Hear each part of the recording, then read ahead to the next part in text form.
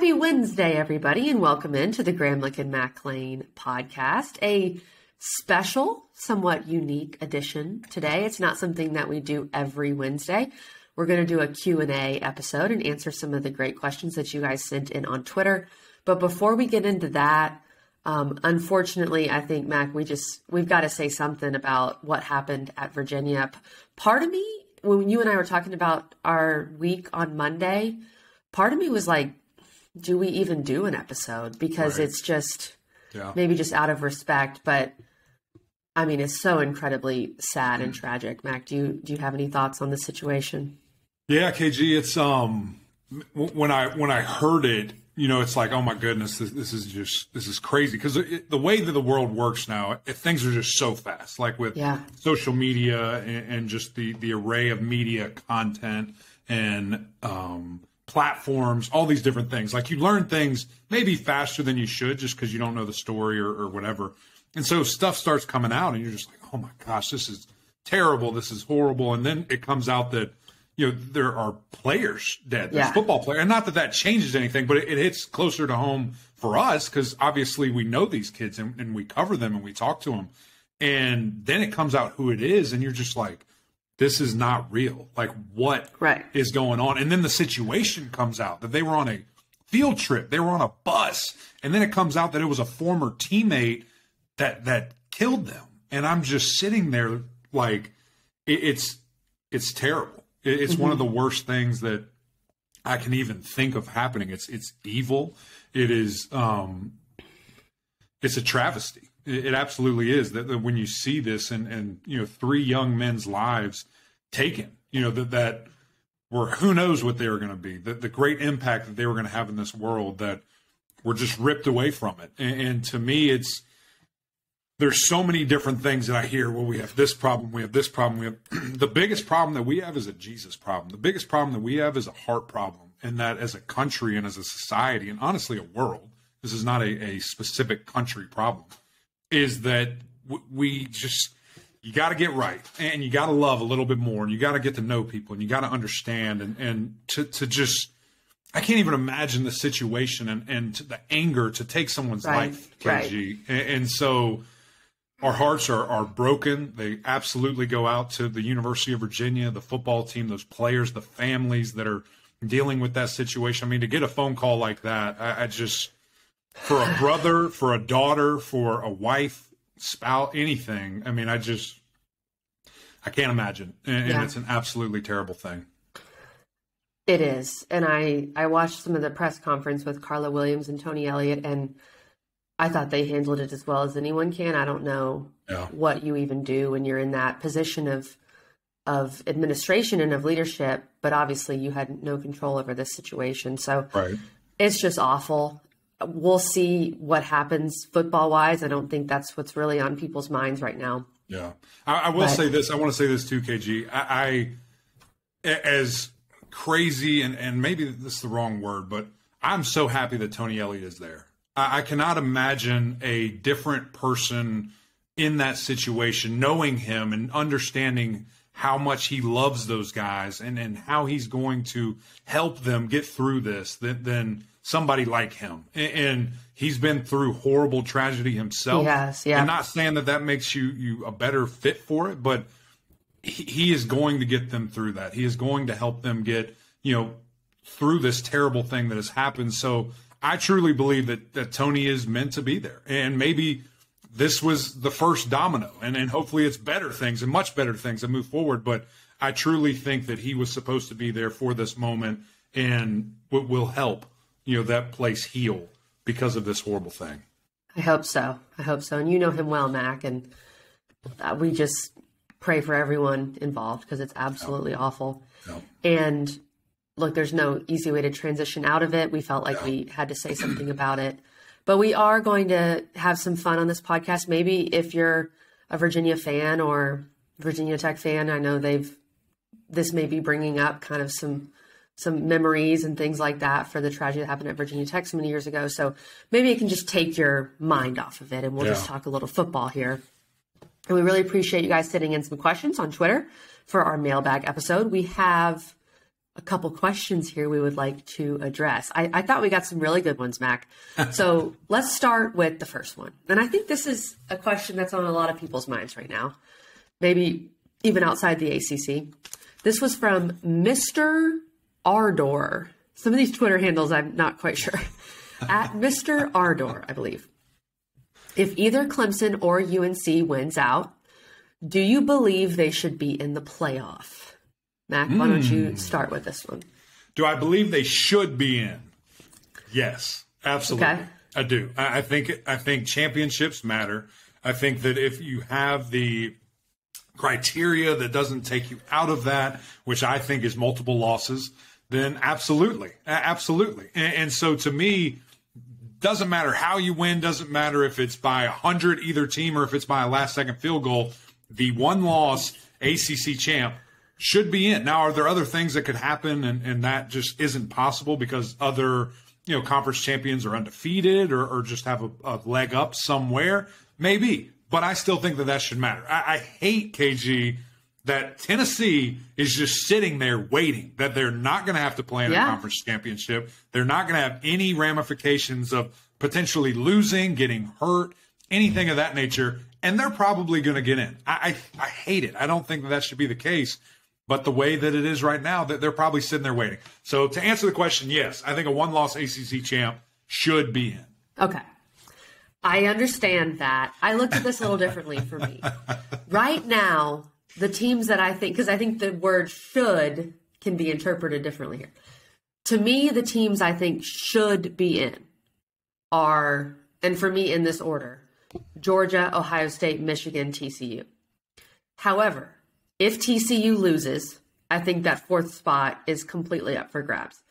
As much as I, you know me, Mac, hate on the Big Ten, if Ohio State, Michigan is a great game and the teams look very evenly matched and you have all this other chaos in these other leagues, I could see them putting both Ohio State and Michigan in, similar to what they did with Clemson and Notre Dame in the ACC title game a couple years ago. So for me, I think there's one spot that's definitely open. I think you need TCU to lose. I really do. And then when you look at Clemson and UNC, depending on whoever wins, I think if TCU loses, there's a legitimate chance. If TCU wins out, I don't feel good because either both Ohio State and Michigan are getting in or one of them is getting in and Tennessee probably. And I know how you feel about that and I understand it. They also had to play Alabama and Georgia. Just putting that out there. Yeah. But I think a lot of it comes down to TCU. And I want to share that strength of schedule as of now. Uh-oh. We've got the teams that we're kind of talking about in this discussion. I'm going to start with the best strength of schedule to the worst. So far, of these names I'm going to name, the best is TCU at 38. I saw that. Yeah, interesting. Then Georgia at 44. Clemson at 55. Ohio State at 60, UNC at 75, Michigan at 82. Come on, people. With Michigan, and I think if you're a Clemson or UNC fan, you are totally rooting for Ohio State in the Ohio State-Michigan game because if Michigan has one loss with their non-conference schedule, it's tough to make the argument to put them in. Right. If Ohio State has one loss, especially with how Notre Dame's playing, I think you can make more of an argument to put Ohio State in. So if you're a Clemson or UNC fan, I think you need Ohio State to beat Michigan, you need TCU to lose, and then you feel pretty good. Yeah. You know what is my ultimate, doomsday, my head will explode situation? Oh, no. Is that LSU beats Georgia by a field goal, and there's 3 SEC teams in. And they feel like they have to put the SEC champ in, so two loss LSU gets in. Yeah, and Georgia and Tennessee. I mean, that would be awful. It's going to be nuts. I think if that happens, I don't know how they probably leave Tennessee out, even though Tennessee beat LSU. I think if that happens, I'm calling the boys, and we're going to make our own playoff, and we're going to really play for it. That's what we're going to do. That's what we're going to do. All right, let's move on to answer that question, though, Matt. Sorry. Go ahead. Yeah. Depends on what happens. I'll say that. And Mac thinks it's just that's not an answer. ACC champ gets in. Yeah. I say, okay, I'll just say that. If TCU goes undefeated and Ohio State beats Michigan, then no, they probably shouldn't get in. I think you that's had more, a chance to beat everyone on your schedule. I think you're changing should to could. I think you just need to look at should. Should they be? Should they be? I don't know. I don't know if they're one of the 4 best teams, if all those things happen. Okay, I like it. Let's move on, because I know your answer on this one. You're going to go first here. What does Drake Maye have to do to convince people that he should be the Heisman favorite? Not in New York, not win it, be the favorite. He leads nearly every single stat line imaginable for a QB, yet there are still people who says he is unworthy. Shout out to Logan Bolton 7. KG, shout out Logan. What the heck does my boy have to do? Okay. He doesn't have to convince me and Mac. Right. There is no player out there who has played as good as he has that is more valuable to his team than Drake Maye. Yes. North Carolina, even hear me with this, with Sam Howell wouldn't be 9-1. Right. And Sam Howell's one of the best quarterbacks to ever play at North Carolina. That's how good Drake Maye's been. Here's what Drake Maye needs to do to convince other people who maybe don't educate themselves on how good he's been. The Heisman voting deadline, I double-checked this, is December 5th. Uh-oh. The ACC Championship game is December 4th. Now, people always complain, people vote early. I really think after the Lamar Jackson, Deshaun Watson situation, people stopped doing that. But who knows? I think UNC needs to win out, and I think Drake Maye needs to beat Clemson to truly have a chance to win the thing. Right now, if they win out and they lose to Clemson, even if they lose to NC State, I feel like he's still in New York. Mm-hmm. But if you're asking me what he has to do to win it, he needs to win out. He needs to ball out. He needs to beat Clemson. I like that, because that's my answer too. To get like kind of like unanimous type. Yeah, deal, I mean, right? if he's truly win it, to knock off an Ohio State quarterback and Southern Cal quarterback and all this. I mean, an Ohio State quarterback that had 87 yards in a game this year. That's just crazy to me. But When Matt, you look at that didn't happen. We didn't see that. Oh yeah, it was a quality Big Ten win. Yeah, you were favored really by gritty. 40 something. It was super gritty. Here's the deal with me. Drake Maye averages 400 yards a game. Drake Maye has the most touchdowns in the entire country. He's QBRs through the roof. He's accurate. He does everything you need on top of percentage-wise stats for his team. It's higher than any other Heisman favorite, any other Heisman hopeful. So by definition, he means everything to his team. Without them, KG, you just said this, they would be nowhere near where they are. So in my eyes, on top of being 9-1, on top of potentially being a one-loss ACC champion, you're walking the dog. You got the trophy. Just, Mac, find a place to put it. Where are we going to put this thing? So I think you're right, though. I think to seal the deal, to have no one else even invited to New York, you go and beat Clemson, like, shut it down. It's over. Yeah. And I think that's ultimately the deal. But, asterisk, voters have to wait and watch the freaking games. I hope that they do. One little point that I think indicates that voters are starting to wait, I think Kenny Pickett's game against Wake Forest in the ACC title game last year really helped propel him to New York. I think the fake slide was kind of his Heisman moment in a weird way. Yeah. So I think that's proof that people are starting to wait more. I hope you're right, friend. It's not a runaway this year. You know, it's not like last year was pretty much a runaway for Bryce Young. You knew he was going to win. This year, are you really voting early? Who has blown you away so much that you have to vote early? The only way I could see it is like regional. You know, the Big Ten area, they're like, yeah, this is CJ freaking Stroud. He's our guy. If you're out on the West Coast, you're like, Caleb, I mean, have you watched this guy? Have you seen anybody else? We haven't. And they vote for him. So that's where the regional bias is so fascinating to see just who votes where. And I love when those come out because we see it. We see that, hey, in 2015, Christian McCaffrey had like 80% of the West Coast. And that was it. And you're just like, what? Like, this is crazy how skewed this is. So it'll be fascinating to see, KG. Christian McCaffrey probably should have won the Heisman. I said that as a player, which is crazy that I said that. Because I was blocking for the guy that he lost to. That's true. That's a good point. Okay, question number 3, Mac. And let's go. Tell me your first part of this answer, and we'll switch off here. But this is from @PeterMarvin1. If the season ended today, who would be your ACC award winners? We're talking Player of the Year, Defensive Player of the Year, Rookie of the Year, Coach of the Year. Let's start with Player of the Year, Mac. I think this one's the easiest one in the entire world. Drake Maye. Don't know who else you'd give it to. I agree. Let's make this more fun. Who would you, if you weren't giving it to Drake Maye, who would you give Jordan it to? Travis. Really? Not Izzy Abanikanda? Oh. No, I think it's Jordan Travis. Oh, quarterback award. God, just wrap it up. With FSU's resurgence and their record, especially if they win out, I think it's Jordan Travis. That's fascinating. Would you say Abanikanda?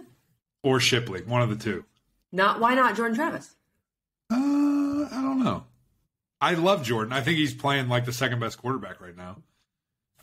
I don't think he hasn't done anything where I was like, dang, that's the guy. Like Izzy ran for 8 million yards. He's about to lead FSU touchdowns. to a 9-win season when we all thought FSU was broken. They were 0-4 last year. Yeah, but they're running the ball 250 yards a game. The offensive line runs is playing really well. I don't know. Izzy's offensive line is hurt. He's just that guy. He's that guy. Abanikanda's a baller. He is. I like Jordan. I like Jordan Travis, though. I like Jordan Travis. All right, Defensive Player of the Year. This one is very hard for me. Yeah, it is. And I don't know if there is a right answer. I am fascinated to see who is going to win this thing. And so when I look at it, I think Kalijah Cansey's a great answer. I think that Miles Murphy, as crazy as it says, he's second in the ACC in sacks. I think that's going to be a guy that receives votes. I think that Ace Ely at Georgia Tech is a great answer. I've been thinking about this one, and honestly, I haven't landed on it. So with that in mind, I think I'm going to go up front because those guys don't get enough love. I think I'm going Kalijah Cansey. I'm going Kalijah Cansey because he is like such a difference maker. It's when he's on the field versus when he's not on the field. It's night and day difference. So I think I'm going with Kalijah. He is. And so I'm going with Kalijah Cansey as well. I'll tell you why, though. To me, it came down to Kalijah Cansey or Jared Verse. I like that. I like Jared Verse. I actually dug into their sack numbers because they're very similar. Kalijah Cansey has more sacks in league games. And so I just decided to give him the edge there. He has 5 sacks in league, and then I think 3 outside of. And Jared Verse was more half and half. So, and the other thing too with Pitt, their defense has played better as of late. And honestly, not trying to be hard on anybody, but the guys around him haven't really played as well as we thought. Correct. And he's still been a difference maker. The guy. So I think it's him. I like that. I think that's a fascinating pick. Okay, how about Rookie of the Year? It's Drake Maye. I was gonna put you in a box and say you have to say a true freshman. No, but so that Matt, might be more difficult. I double checked this. Drake Maye is winning all of the ACC Rookie of the Week awards, so he's obviously eligible. Right? No, I know it is. It is. So but I just who would be that. your guy outside of that though? Because it's really hard. Yeah. Can I tell you who I had? Yes. Antonio Williams. That's a solid pick. When Probably you look at all-purpose yards, him and Omarion Hampton are the only ones in like the top 50. Only freshmen, which is kind of crazy. And Hampton hasn't played in the last 2 games. Right, and I was going to say, he's probably the most consistent, which is nuts. Yeah. Man, see, that's the thing. It shouldn't count. Drake shouldn't be eligible for that. But who's left? I think it's been a very down year for freshmen. Like just young guys. Yeah. Freshmen make an impact. Yeah. It's interesting. There's probably some defensive guys that we're not giving enough credit to. I think that's a solid pick. But it's going to be Drake Maye. No question. Drake Maye. The real debate, Mac, is Coach of the Year. And I want to see if we still disagree. You want me to go first? You want to go first? Go ahead. Coach Elko. No question. Mac Brown. No, it's not Mac Brown. Mac Brown has a quarterback. Coach Elko has a quarterback. Way higher expectations. Not really. Mac, 7.5. Really. 7.5 wins. Duke was at 3. Okay. That's a big difference. And also, I keep referring back to this. We, on this podcast, said the goal was 1 ACC win. They're going to win 9 games, which is bonkers. Okay. He's the Coach of the Year. You would have never expected anything from Duke. Buddy picked them to win the championship. You can't give it to Mac. There was expectation. If we're most improved Coach of the Year, most surprising Coach of the Year, Mike Elko. Most improved would be Mac Brown. But Coach of the Year, to lead your team that literally didn't win a road game last year, Mac, to be undefeated on the road. Yeah. To replace Sam Howell, one of the best in your school's history, with Drake Maye, and now he's in legit Heisman conversations. the amount of in-game decisions he's had to make late in games to make them go 9-1. There's still some season left. If Duke loses their last two, I don't know. And I'm just saying not saying this is going to happen, Duke. Sure. If UNC loses to NC State, then maybe you knock them down. But I mean, UNC was coming off a pretty rough year. Yeah. I'm going to give Mac Brown the credit. But I just like to push back against people who always do it as a most improved award, because that's not technically what it is. Well, he's also a first-year head coach. Like, he took this thing over and totally changed it. So and respect to Mike Elko. I'm not trying to take anything away from what he's done. Hey, he's done a great job. Mike's not listening. You don't have to defend Mike. Okay. We'll tell him sure? later. Yeah, maybe he is. Mike, hit me up if you're listening. Here's the deal, too, though. UNC, 5 stars, 4 stars, everywhere. Duke has... Allegedly. None. Allegedly. Duke has none of those guys. And so, to me... It's just so different. Was Riley Leonard a 3-star, a 2-star? Drake maybe basketball. Like Drake was a bona fide dude. And so, but he got him to come. He was committed to Alabama. Yeah, but Bryce Young, I think, threw a curveball in that. That's what I think. Really. Still, maybe people don't want to talk about it. It'll be fascinating to see. So if you're voting for Hookem, Mac Brown. I'm going with Bull City, my guy Mike Elko. So that's fascinating. That's fascinating. We will see. We will see what happens. Okay, let's move on here. For the ACC in general, what is it about this year that has shocked you both the most? This is a fantastic question.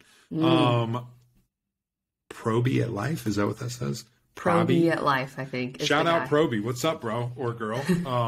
Holler for being actually all of our people. We're like 98% on YouTube male. So what's up, bro? It's good to see you. You go first, KG. What has shocked you the most about this season? I wrote down 3 things. But the first thing that comes to mind is UNC being 9-1 because of their defense and because of all the games they won on the road. Mm-hmm. And last year they couldn't win on the road. So I that's shocking. I did not think that UNC was winning the Coastal. I didn't think they were going to be 9-1. Yeah. Second for me is FSU and their resurgence, the possibility of a 9-win FSU. I think we all thought they could maybe go 7-5, but their schedule was very difficult, and they beat LSU, which was huge. Mm-hmm. And the third one, I feel really bad. I don't even know if I should say this right now. But I'm sorry. Oh, yeah. Brennan Armstrong. Yeah. It's been tough. Yeah, it's because he was just what he did last year was incredible, and this year it's been so different. Yeah, no question about it. For me, it is for sure Miami. There was just so much hype, so much expectation, and maybe that wasn't warranted. Maybe it wasn't warranted. Isn't that what Miami does all the time? Yeah, but they had a quarterback, and that's where I thought it was going to be different. Like that if you look back at Miami forever, I mean, it's been all this excitement, but there hasn't been a guy. They had a guy last year. He's shown up in some games this year. So I thought that was going to be a massive, massive difference maker. I thought that he was really going to be able to take them to a crazy place, but he absolutely hasn't. So that's been the biggest shocker to me, and just seeing kind of, wow, that's not good. And probably I'm going so negative. I'm going to go 2 negatives, 1 positive. Okay. Clemson's defense has certainly shocked me. Interesting. I would agree. The lack of consistency. Thinking that that was going to be one of the best D-lines, one of the best defenses, we've seen in quite some time, and that just has not been that. We've seen way too many, big plays, guys not playing super hard, have to get embarrassed to really step up and play your best game.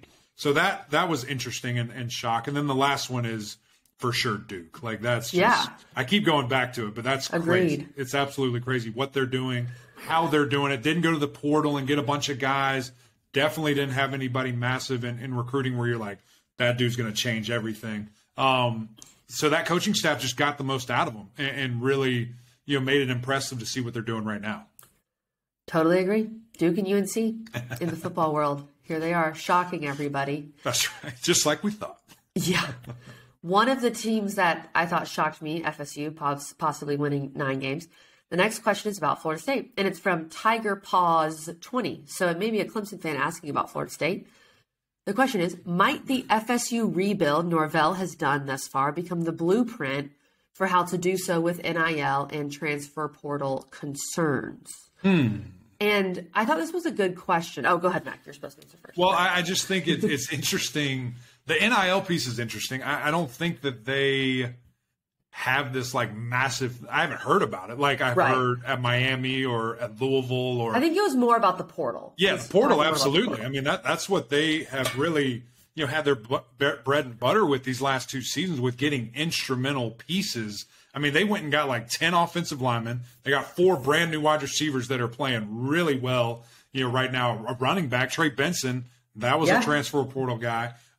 Defensively, Jared Verse, Jamie Robinson, like all these dudes. So absolutely. I mean, they're showing that if you can make your school a destination type place, if you can somehow find a way to build sustainability within chaos and short-lived kind of things, absolutely. But what I think we're going to start to see from Florida State is less of the portal, more of recruiting. Like now that they've you have to now. Yeah, now that you've gotten to this point, you're getting favor with recruits. You're starting to get back into those 5-star rooms where you can get those guys. I still think you supplement it because just on ages, and I'm sure you're going to lose a bunch at any given time. So kind of supplement those together to where you can be much more heavy, much more base in high school recruiting, and then you can bring in those guys as you need to kind of fill in some holes in the roster, which they've done an exceptional job at so far.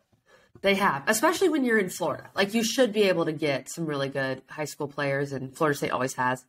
But transitioning from mainly going to the portal in the offseason to recruiting, I think, is something FSU still has to do, because these guys aren't all going to have COVID years forever. Like, you're bringing in some guys that have extra years, and that's not going to be the case. But I think they've really set the tone. Jermaine Johnson last year, of course, was the main one. Yeah. Jared Verse, Trey Benson, the list goes on and on. I think other programs who have big brands but have fallen off need to do this. Yeah. And the one that comes to mind first was Nebraska. I think whoever Nebraska hires, they need to say, all right, we need to go to the portal now. Right. And get some experienced guys that can come in here and make a difference. I think even a place like Miami needs to do that. And they've done it a little bit, but maybe not as successfully. Georgia Tech could try. But FSU, they do have a brand, like a Nebraska, like a Miami, where I think it works with guys. But being selective in the portal is important too. I think that they've done a really good job finding really good players who want to buy into Norvell's system in the portal. No, I completely agree with that. And I think that last piece that you said is just so important with fit and with, not getting caught up in, oh my God, this guy was a 5-star coming out of high school. Right. Like, no one cares anymore. What has he done on the field? Like, don't get tricked twice, by somebody who was overly recruited and had all these stars that, maybe didn't do anything at the college realm. So for me, absolutely. And you bring up Georgia Tech. I mean, they have an opportunity with whoever they hire that you have that not instant gratification, but that ability to have guys right away that are ready and that can play when you can ease your way into the recruiting piece. So absolutely, you have to use that thing to your advantage if you are a team that doesn't have a strong foundation, that doesn't have a pipeline that just comes in and out each and every year with talent at the high school ranks. So it's fascinating, KG, and certainly I agree with you. Some of these blue bloods, some of these guys that are maybe way, way down right now, that's the fast track back, is to go in that portal, get some guys and figure it out quicker. Let's move on here. We're staying in the Atlantic. A lot of Atlantic questions. To Wake Forest, our guy, Wake Fan Baseball. Shout out to the Deeks baseball and the Diamond. What do you think Wake Forest has to do to get back in the win column? Well, the good thing this weekend, KG, is you're playing Syracuse. Run the football. Do that, and you'll win. Easy enough. I'm going to say continue to proceed down your schedule to the next opponent. Right. Because, when you look at Wake's losses, the only loss that really shocks you is Louisville. I mean, to lose to Clemson, to lose at NC State, and then to lose to a top 15 North Carolina team, none of those are terrible losses. The Louisville loss, and that's not a terrible loss. You lost on the road to a pretty good Louisville team, but the way you lost was terrible. So you have Syracuse and Duke. Those are 2 very, very winnable games. If you can, I think that part is going to help you. But the other part to me is just you have to, and this is really on Hartman, but also on the O-line and on the receivers. It seems like Wake just has the costliest of turnovers. Right. And we saw it against North Carolina. We saw it against NC State. We saw a bunch of them against Louisville. Yeah. You have to avoid those turnovers where you lose the game on one play. 100%. Totally agree with you. And really, I mean, it is a problem what Wake Forest has been experiencing these last 6, 8, 10 years, whatever it's been, where the calendar turns to November, team falls apart. Like, again, and I should probably do a deeper dive into it. Is it quality of opponent? Is it injuries? You know, what is the deal? Because forever, I feel like they've been ranked, they've been undefeated, they've been one loss, and then it hits, and then, man, it's just catastrophe strikes where the season just totally goes downhill in a hurry. So, you know, there's ways around that, I'm sure, but at the end of the day, just taking that next step. I mean, that's the biggest thing, you know, for these guys. Take the next step as a program. Yeah. Our friends up in Syracuse at Loudhouse FS, the Syracuse Loudhouse people on Twitter, they ask a similar question, Mac. Yikes. How does our beloved Syracuse Orange snap its 4-game slide? It is hard to believe we have gone from a 6-0 Syracuse to a 6-4 Syracuse. It's crazy. That's it's brutal. Absolutely crazy. How did they snap the slide, Mac? Yeah. First of all, Loudhouse, do not listen to my answer to question 6 because I kind of gave away that you will not do that. But to me, it's you're in such a weird funk right now, offensively, defensively. It's like we lost this identity that we created so fast, and it was fun to watch, and we were who we were. We got the ball to Sean Tucker. We kept the ball in Garrett Schrader's hands, and we got the ball to Aronde Gadsden, and it was great, and everything was working, perfectly. And then an injury happens, then a couple losses happen, and it like all fell to pieces on the offensive side of the football. So just trying to get back to that is going to be key. I certainly think that the Schrader injuries is something that is going to prohibit them. He was limping on the field. He was off the field. He was grabbing his hand or his shoulder. Like, is he going to even be able to go this week? I'm not sure against this Wake Forest team that, has some guys have emerged out on the edge. I mean, I saw Big 30 for Wake Forest absolutely fly off the ball, make 2 back-to-back plays this past weekend on Drake Maye, and, man, it was just like, dang, where did this guy come from? I mean, he's playing like a man possessed. So to see something like that, if you don't have mobility at the quarterback position, or if you have a guy in there who's maybe less experienced, doesn't know what he's looking at, I mean, watch out. It could be very interesting. I think the bigger problems, though, KG, are on the defensive side of the ball and just not being able to stop the run. I mean, 4 games in a row where if go back and listen to the tape, I said this was going to happen. After the Clemson game, we were just like, uh-oh, this is a problem. Like, this has been identified. You're facing 4 teams in a row now. That's exactly what they do. So that's not good. Wake Forest is very balanced, but I guarantee they are going to run that football because of what has been on tape. So how can you adjust? What can you do? How can you make something happen? And, man, if you don't, you're looking at 5 in a row and then maybe even finish your season 0-6, which is just crazy. Hard to believe. And then you're going to a bowl game, which win that one. It's so weird because going into the year, if we told you Syracuse got to a bowl game, we'd think great. Be so happy. But then it's so odd to go 6-0 and perhaps 0-6. Right. Their schedule also does lighten up a little bit with Wake Forest, which is not necessarily light, but they're not ranked. And then Boston College. Both are on the road. And BC with Emmett Moorhead looks pretty good. It's not a dome at Boston College. Let me just tell you that. Yeah. They could maybe lose to Wake, beat BC, finish 7-5, but they just need to find themselves again somehow. No. And Gadsden with 1 catch last week. It's not going to work. Get the ball to Aronde Gadsden. Try to. Just find a way. Target him. Whatever quarterback's in, get him the ball. That's how I'm saying they fix it. The way that they have lost with not giving the ball to Sean Tucker, not targeting their best wide receiver. Like, to me, that's what's so infuriating. Like, if I'm going to lose, I'm going to lose throwing the ball 15 times to Gadsden. I'm going to lose running Sean Tucker 20-plus times. That's how I'm going to lose if I'm losing. I'm not going to do it by, we only got him 7 touches. Like, that's on us. Like, yeah, it is. And that's why you lost. So it's a weird spot. It's a really weird spot. All right, KG, this has been a lot of fun. It is super exciting that we get to end this with question number 8 here, and it's all about food. Listen, you are probably at this point a little better traveled than me at these schools because you call games on a frequent basis. Perhaps. You actually get to go to site with these. So I'm interested in hearing yours. Listen, someone, Catherine, shout out Catherine Loftus, she asked for our top 10. I don't know if I could give you 10 off the bat. I probably could if I thought really hard. Just throw out a couple. Throw out a couple of your favorite. Oh, you wrote them down. That's good. I didn't. A horrible I wrote down 7. I can get 3. That'll be our top 10. Let's go. All right, perfect. So first thought was Smokin' Pig in Clemson. Obviously, it's actually right outside Clemson. I also added Pixie and Bill's. If you go to Clemson, I'm a big Pixie and Bill's person. Don't listen to that. That was the worst food take on your. Okay, are you kidding? If you're not going to Rick Irwin's, what are you doing? Or Hall's Chop House. Is good. But Pixie and Bill's to me is more of like a Clemson establishment. Like that's been there forever. I love Pixie and Bill's. Don't be a hater. Dang. Everyone listening, do not go there. Go ahead. Okay. Dinosaur Barbecue in Syracuse. I think Mac would agree. He just went. Absolutely. It's a really cool vibe.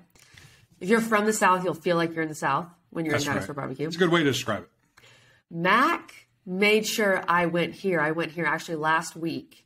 Jeff Ruby's in Louisville. Yes. Was awesome. Killer. And the vibe is so cool. We just went in and sat at the bar. And I mean, I got out of there for like $50. I didn't have a drink or anything, but it was, you can go in there and I got the salmon and the Caesar salad. It was delicious. Now, if you get a steak, you're not getting out of there for $50. I got out of there for $50 on the appetizer. Okay. So it's very, I'm saying you can make it work. You can, but don't do the KG route. Go hard. Go hard if you're going to go there. The steak, they have sushi, which is fantastic. They do, yeah. And of course, the bar is fantastic. Jeff Ruby's is it's a cool place. You got to go to Jeff Ruby's. If you're in Louisville, if you're in Cincinnati, I think they're Nashville maybe. It's a great spot if you want to go check that out. The one in Louisville is right by the Yum Center. It is like a block from the Yum Center. Okay, this one's random. So I was in Pittsburgh to call a game. Oh. I think this was pre-COVID. Okay. And two friends that I know live there, and so they took me here. And Mac, I don't know if you've ever been to a place like this. It was called Emporio, a meatball joint, and every single dish the center of the dish is meatballs. A meatball. Oh, yes. Plural, multiple. Wow. Yeah, multiple meatballs. Wow. It was really delicious. Really? It was good. Man. Yeah, so I recommend it. So I've been to Pittsburgh once. And I cannot for the life of me remember it, but it was like the Steelers place. It was like every other steak was named after a Steelers player. Like they were coming in and out of there. That's cool. It's right near the Pirates baseball stadium. So if you guys are in Downtown. Pittsburgh, find that. It's right there. I think it was an Italian name, which makes sense. It was a baller steakhouse. And then perhaps I would say if you have a lesser budget, go to the meatball joint because it was ballin'. We have two probably different. Better than, we have two probably different more affordable than the here. steakhouse. This is unbelievable. Mac's always like, the steak. Okay, I have 3 more. All right, let's go. I don't even know if I'm saying this right. I went here on a recent trip to Boston, and it was amazing. Ristorante in the North End. Is Uno? Are you saying it's Uno? spelled EUNO in the North End. It was killer. Look it up. It was really good. It was so good. I think it was Italian. Yeah. But they had other stuff. This is weird. I got the salmon again. I need to stop getting salmon everywhere I go. So very, very on theme, on brand for me. Unbelievable. All right, Mac. You probably haven't been to. No, you did go to South Bend once. Yes. To do I've Packer been to South Bend. Yes. Did you go to the South Bend Chocolate Company? No, that sounds amazing. We went to like Aurorix or something right on the corner, fairly famous bar. Steakhouse. No, it was just a bar. And Packer wanted to go there, and we did. And it was just he and I after the cross-country ACC championships, and it was terrible weather, but we were hanging out in South Bend. There you go. It was a cool spot. I'm sure it's way cooler on game day. Yeah. Well, the South Bend Chocolate Company, I mean, coffee and all that stuff, but just like cakes, pies, pastries. Amazing. Go check it out. Gotta have that one. And then this is just a little Texas suggestion. Not in Texas, but both Raleigh and Charlottesville have a Torchy's Tacos. If you are in Raleigh or Charlottesville, go to Torchy's Tacos. Thank me later. You will not be disappointed. Killer.